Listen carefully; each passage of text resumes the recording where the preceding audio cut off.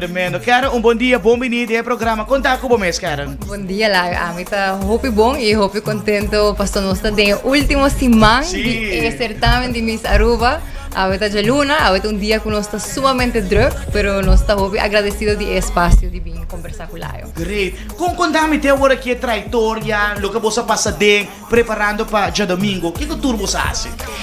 Trajetória tá de mais ou menos luna, sim, luna mais ou menos está arriba de nós está em diferente lesson de passarela, nós está em seminário de climate change, e temática de aqui tá climate change.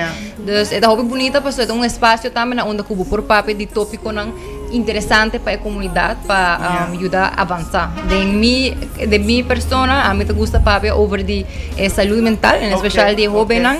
Me tá uso de minha social media para pôr papel mais over de causa aqui, para sobre me tá ele hobby importante.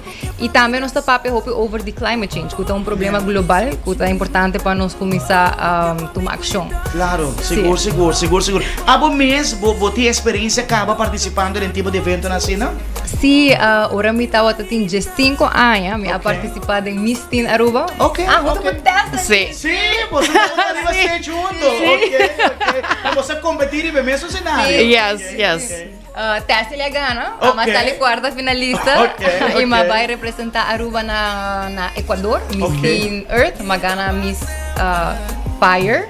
Depois me vai República Dominicana na Miss Hispanoamérica, onde me gana o título oficial, o título de Miss Hispanoamérica. Então me tem pouco de experiência, correto, porque houve tempo atrás. Então me senti me toco um pouquinho novo, pero esta vai super bom. Maneira pensa, Miss Aruba tá back league de momento. Correto. Esta corona, cultura ainda tá aqui lá e depois vai participar do exterior. Este certamen mais grande, não? Yes. Miss Universe é certamen em Grand Slam Miss Universe tem mundo de biasa, correto. Que correndo na prosperativo já domingo, já domingo agora, me vai dar meu máximo esforço para demonstrar tudo o que me bem preparar.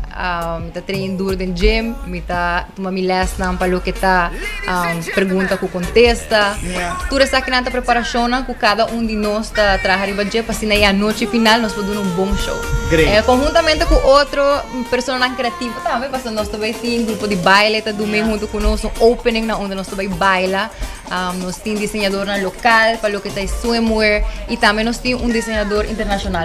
Então, é algo que conjuntamente nós está fazendo. Super. Well, Karen, opi éxito para domingo. Masha, danke. Danke.